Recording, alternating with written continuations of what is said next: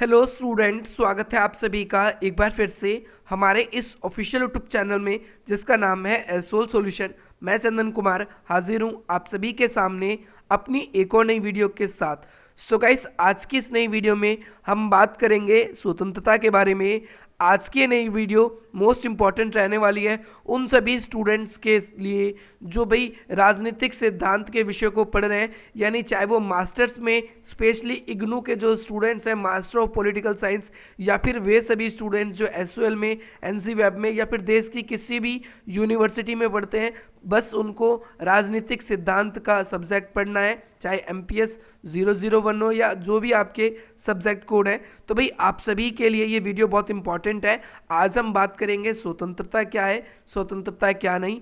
इससे पहले मैं आप सभी को ये बताना चाहता हूँ कि हमने बहुत सारी वीडियोस जो है आप लोगों के राजनीतिक सिद्धांत के चैप्टर की अपलोड कर दी है। अगर आप लोगों को वो वीडियो नहीं मिल रही है तो आप वीडियो के डिस्क्रिप्शन बॉक्स में दिए गए प्लेलिस्ट पर जाकर आप सभी वीडियोस को देख सकते हैं। इसके अलावा अगर आप लोगों को और भी कोई डाउट है तो वो कमेंट के माध्यम से हमसे पूछ सकते हैं। आज हम विस्तृत रूप से ये बात करेंगे कि भाई स्वतंत्रता क्या है, स्वतंत्रता का क्या अर्थ है और स्वतंत्रता का क्या महत्व है। इसके बारे में हम आने वाली वीडियोस में बात करेंगे। तो सबसे पहले आप सभी को याद रखना है कि जो स्वतंत्रता है इसे अंग्रेजी में हम लिबर्टी कहते हैं। लिबर्टी जो है ये एक लैटिन भाषा का शब्द लिबर से उत्पन्न हुआ है।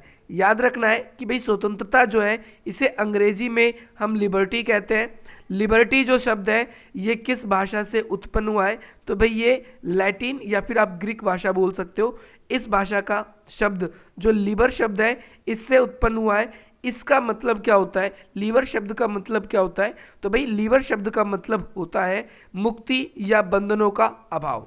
हम ये भी कह सकते हैं कि भाई लीवर शब्द का जो अर्थ है इसका मतलब होता है प्रतिबंधों का अभाव। इंग्लिश में कहें तो एब्सेंस ऑफ रिस्ट्रिक्शंस, यानी वे सभी प्रतिबंध या बाह्य जो आबंध हमारे ऊपर लगते हैं जिसके जरिए हम अपनी कार्य में बाधा हमारे पहुंचती है, तो भाई इसे हम प्रतिबंध के रूप में समझते हैं। इसका मतलब यह है कि भाई जो लोग अपनी इच्छा अनुसार जो कार्य है उनको करने में कुछ ना कुछ खेद पहुंचता है या फिर व्यक्ति जो है उसके ऊपर कोई ना कोई जो कठिनाइयाँ आती है वह स्वतंत्र रूप से अपना कार्य नहीं कर पाता। यानी लिबर शब्द का मतलब क्या होता है कि भाई या तो मुक्ति होता है या बंधनों का अभाव होता है।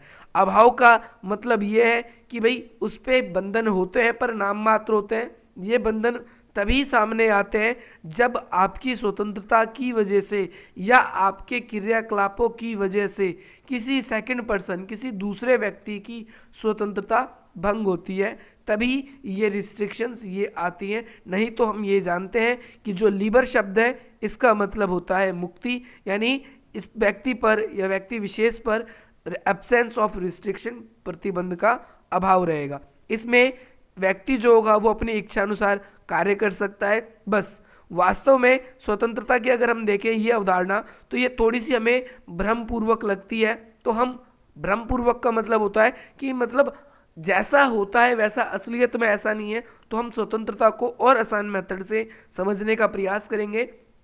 तो आपको ये ध्यान रखना है कि यदि यह लिया जाए हर बंधन एक बुराई है तो स्वतंत्र स्वेच्छा दिन दूसरा नाम इसका हो जाएगा।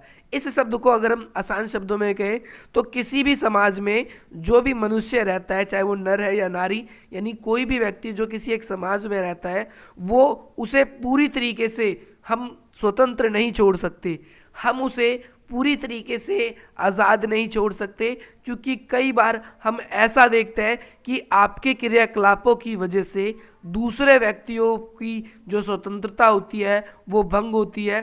तो बस आप लोगों को यही याद रखना है कि भाई एक व्यक्ति मनचाहा कार्य तो कर सकता है लेकिन उतना ही जितना किसी सेकंड पर्सन की जो स्वतंत्रता है वो भंग ना हो। मनुष्य को अपनी स्वतंत्रता के साथ साथ दूसरों के अधिकारों का भी ध्यान रखना पड़ता है। लास्की बहुत ही प्रसिद्ध विचारक हैं, इन्होंने स्वतंत्रता के विषय में बताया है कि भाई स्वतंत्रता का मतलब एक ऐसा यत्न पूर्वक एक ऐसा वातावरण होता है जिसके अंतर्गत कोई भी व्यक्ति अपने अधिकतम सुख, ध्यान रखना लास्की ने क्या है स्वतंत्रता की परिभाषा की है, उन्होंने ये कहा है कि एक व्यक्ति को इतने अधिकतम सुख मिलने चाहिए कि वो अपना अधिकतम विकास कर सके, यानी अधिकतम व्यक्ति को अधिकतम सुख मिले जिससे वो क्या कर सके, अधिकतम अपना विकास कर सके। तो ये एक इंट्रोडक्शन था। इस इंट्रोडक्शन में हमने क्या क्या समझा कि स्वतंत्रता शब्द को अंग्रेजी में क्या कहते हैं, लीबर कहते हैं। तो लीबर जो है वो किस भाषा का शब्द है, तो हमने देखा वो ग्रीक या लैटिन भाषा का शब्द है। जो लिबर्टी शब्द अंग्रेजी में अनुवादित होता है, जिससे लीबर जो शब्द है वो ग्रीक भाषा का शब्द है, जिसका मतलब होता है मुक्ति या प्रतिबंधों का अभाव।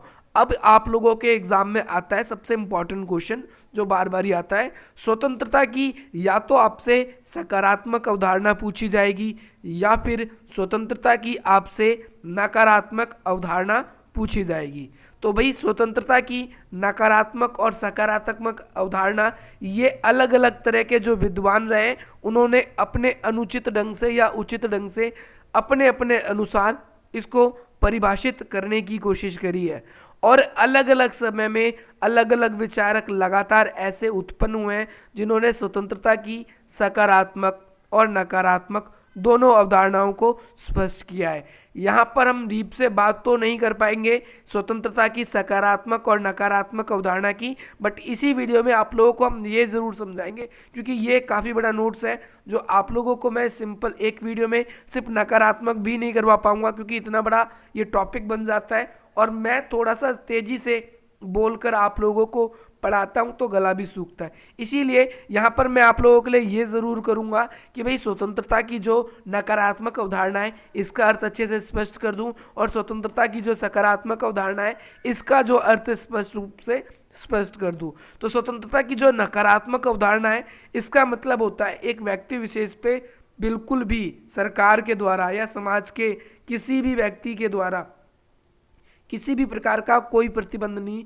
होना चाहिए, व्यक्ति को अधिकतम स्वतंत्रता मिलनी चाहिए। एक राज्य का दायरा क्या है कि वो शासन व्यवस्था चलाए, राज्य उस पर कम से कम हस्तक्षेप करे। वहीं दूसरी ओर जब स्वतंत्रता की सकारात्मक अवधारणा की बात होती है, सकारात्मक अवधारणा की बात होती है, तो उसमें सिंपली आप सभी के लिए ये चीज़ें या ये कॉन्सेप्ट जब भी आप सभी के लिए स्वतंत्रता की सकारात्मक अवधारणा की बात होती है तो उसके अंदर सिंपली आप लोगों को ये चीज़ याद रखनी है कि जो भी व्यक्ति विशेष है जिसकी आज़ादी की बात कर रहे हैं उसे आज़ादी तो दी ही जाएगी, परंतु आज़ादी के साथ में उसे कुछ प्रतिबंध भी दिए जाएंगे जिससे दूसरों के अधिकारों का भी सम्मान हो।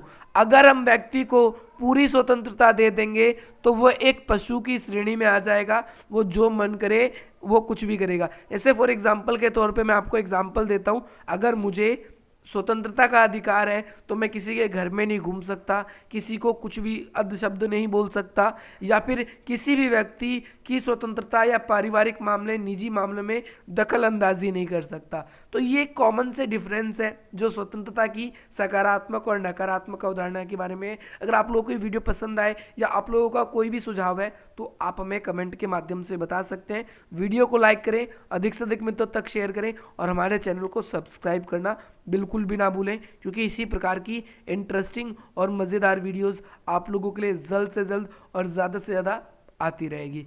चलिए गाइस, मिलते हैं हम आपसे अपनी अगली वीडियो में। जय हिंद, जय भारत।